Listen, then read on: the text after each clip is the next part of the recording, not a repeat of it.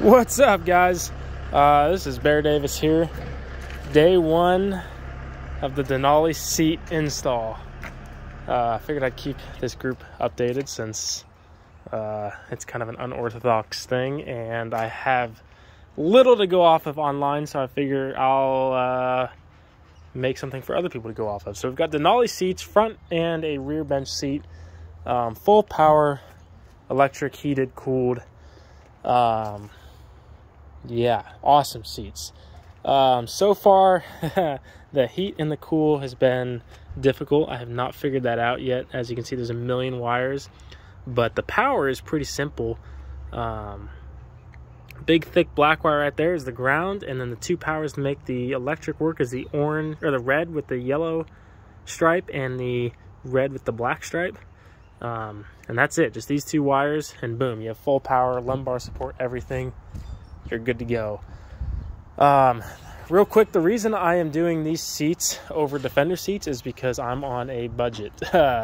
Defender seats, as you guys know, are anywhere from a couple grand to $6 to as crazy as you want to get with heat and cool or power or whatever. I mean, they get crazy expensive.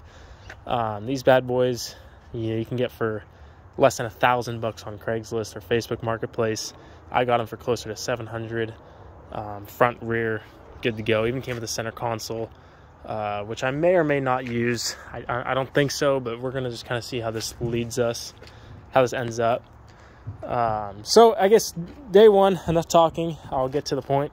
There are my seat boxes, a little bent, but nothing that can't be bent back. I'm not planning on reusing them whatsoever. The reason being is, as you can see, the seat box sits, I forget what it is, like 9 inches or so high.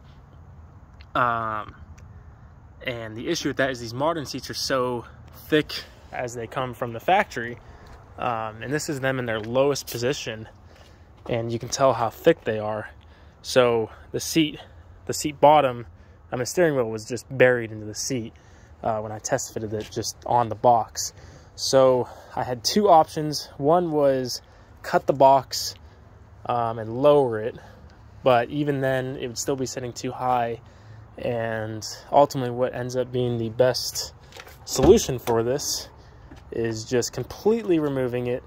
And what I'm going to do here is just a new floor pan all the way across, straight back. This will get cut out, and it's going to be one flat floor, just like you'd find in any modern day vehicle. Essentially, I know modern vehicles have some, change in height and whatnot as they go back, but this one will be completely flat.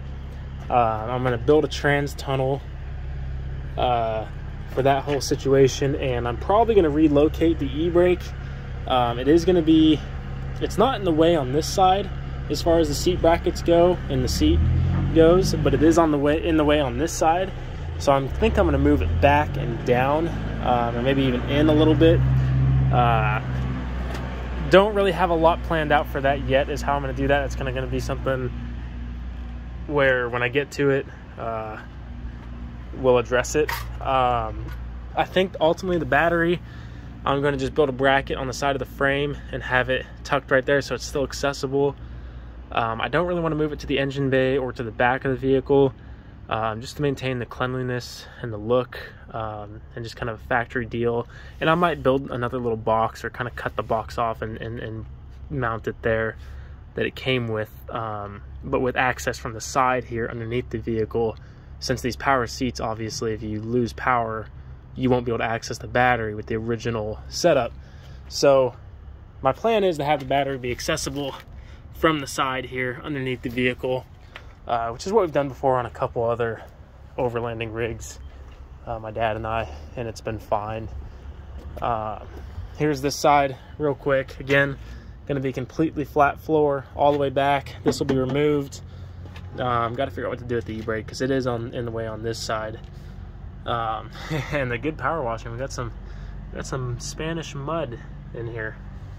Maybe that's collectible. Maybe I can sell that to help cover the cost of this project. So I'll keep you guys updated, keep you posted, and just kind of see how it goes. Wish me luck. If anybody needs the original seats, hit me up. I'm in Sacramento, California right now. I'm gonna keep the center console for now, but the original seats are in good shape, all except for the bracket on this side needs to be fixed. You can see it broke right there, but they're all in good shape, and I can weld that up before if anybody takes them, if anybody wants them. So all right guys, well, I'll keep the videos coming.